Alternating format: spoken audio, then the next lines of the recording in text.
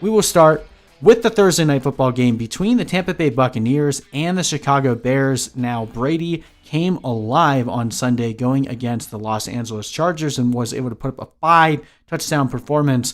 Now, going against the Bears, a stronger defensive play on this one and an offense that we were hoping would be rejuvenated by Nick Foles, but definitely didn't show that on Sunday against the Indianapolis Colts. The Colts might just have a really good defense as well, so definitely have to keep that in mind. In terms of where these guys rank out defensively, though, both the Bucs and the Bears, very good at slowing down the quarterback, average against the run. I mean, these defenses are pretty similar in terms of where they're standing right now for fantasy points allowed. Bears are a little bit lighter against tight ends than the Buccaneers are. The Buccaneers are, arguably about the same everywhere else. So this is a 44.5 point over-under, so Vegas is a little bit hesitant to call this one a shootout.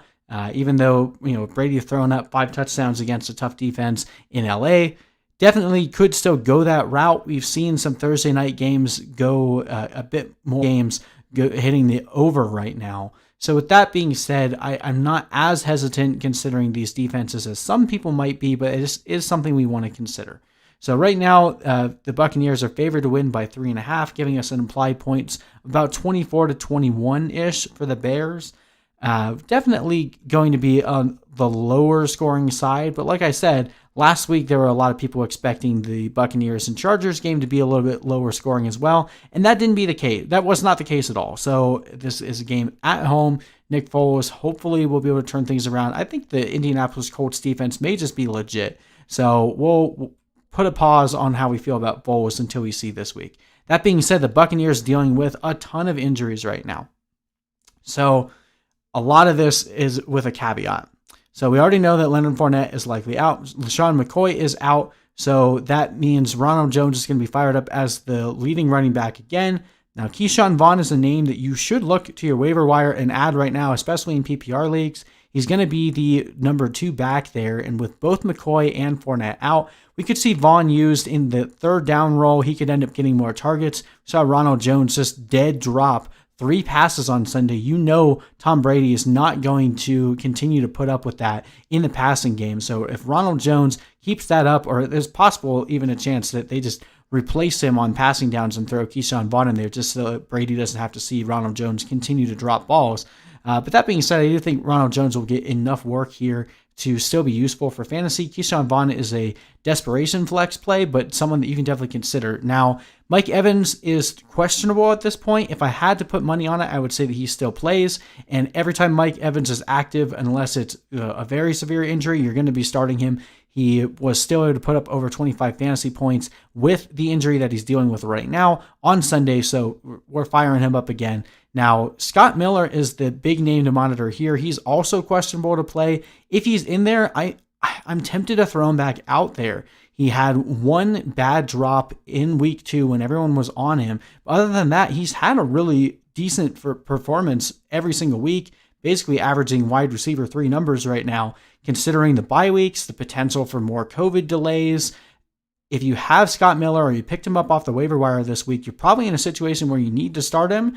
If he's playing, I think I'm going to be comfortable doing it. I know the Bears have not allowed a passing touchdown to a receiver yet. That is a concern. But that being said, they haven't played anyone that tough yet, or teams that weren't at full strength. So I don't know. I guess I believe in the performance that Brady put up. I'm going to be throwing Evans out there. I'll throw Miller out there depending on your situation. Probably try to pivot off of him if you can, if you have better options. Not going to force him into our lineup, but I do think that Miller will have a good game. And then Gronk, man, like with O.J. Howard going down, we know the Bears are a little bit more exploitable. We saw Maui Cox score on them again. So Gronk could have a decent day. So if you have Gronk, this will probably be the one week that I feel comfortable starting him.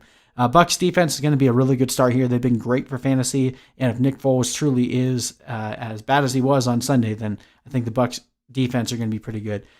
Justin Watson, another name that some people might be throwing out there. I think he's going to be out as well. So lots of injuries there on the Bucs side. A short week coming off a brutal injury week. So it would be difficult for them to compete, but I think they'll still do it because that's just the way that the Bucs typically perform.